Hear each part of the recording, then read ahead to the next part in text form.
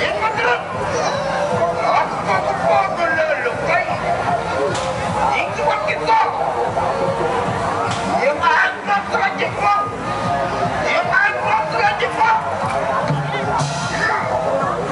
Ada tak? Oh, tak boleh dekat ni. Yang kita jelas jam ni.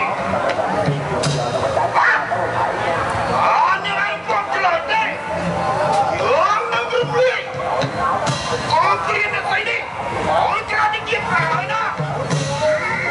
Hãy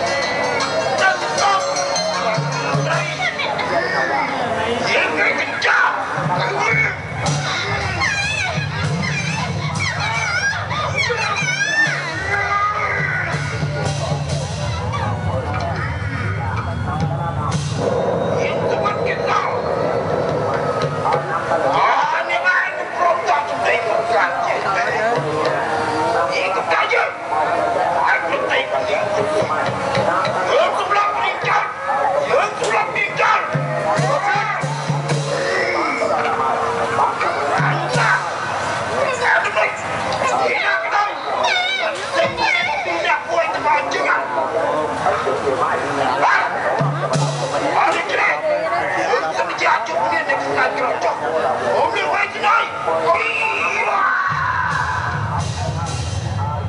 để không bỏ lỡ những video hấp dẫn.